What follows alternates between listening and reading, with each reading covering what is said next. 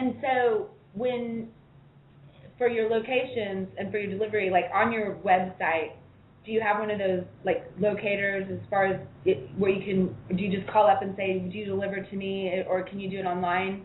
The website does have a map of our area. It's not very interactive just yet. We are working on our website so that it's cool. Very, you can plug in your zip code and you can say, yeah, exactly.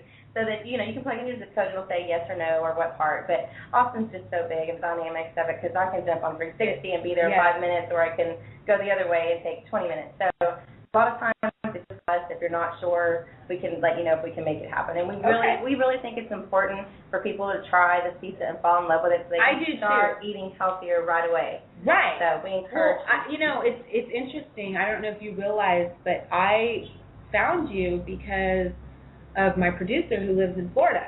Oh, wow. And because we were talking about this issue of, because I had just come back from New York, and I ended up having a piece of New York pizza. Have you ever had New York pizza? I haven't, no.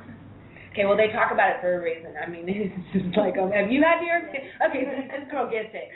And there's the piece, one piece this big, this tall. Oh, my God.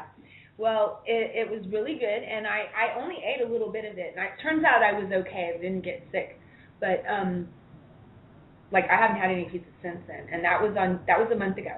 And because I'm that faithful to it, because I don't want to be sick. Exactly. So when I say no, I'm not being like, oh, I want that chocolate cake. I'm like, I don't want that. I really will get sick. So my mind has really changed. That's how I quit drinking. That's why I'm recovered, because it's not hard for me to want to gravitate towards what I know for sure is going to make me feel better. And if you're concerned about your kids trying it and you want your kids to eat healthier, don't necessarily tell them what they're eating first. I agree with you. Just feed it to them.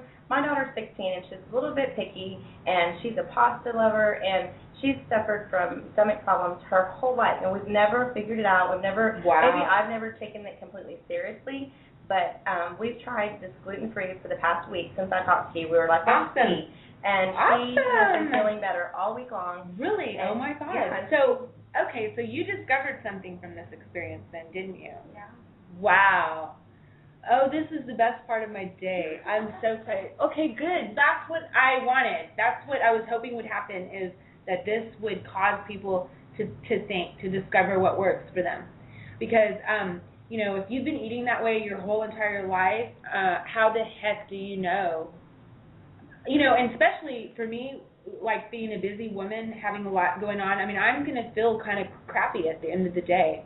So I'm like, oh, yeah, I did a lot today. But you know what? I don't feel crappy at the end of any of my days now. I can go to like 11 or midnight at night, and I'm just going and blowing and working, and I'm happy, and my moods are better, and my mind is clear. Are you experiencing anything like that?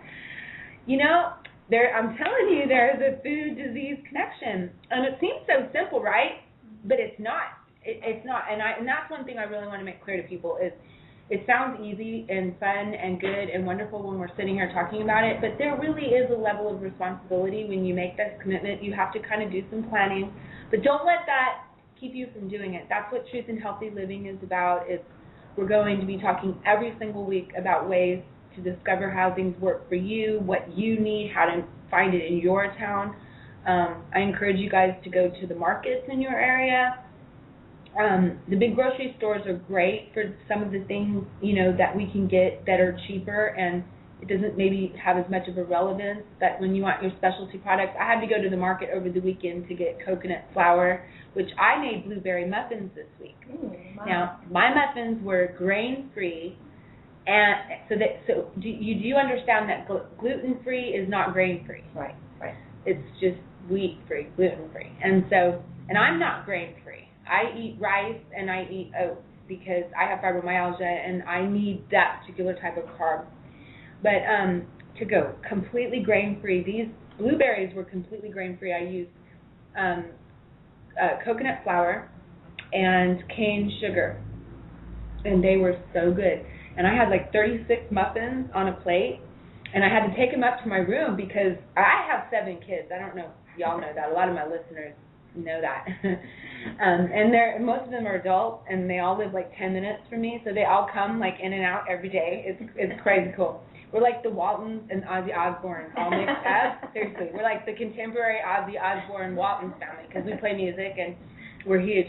huge size family. But all week long, the past like 2 or 3 days, I've had all my kids, Mom, you got more muffins up there? You got any more of those muffins? And they were gluten-free, and they had natural sugar, cane sugar, and it's amazing. And I got the recipe from my missing in action Malika Duke. Something had to happen with her. I hope she's okay.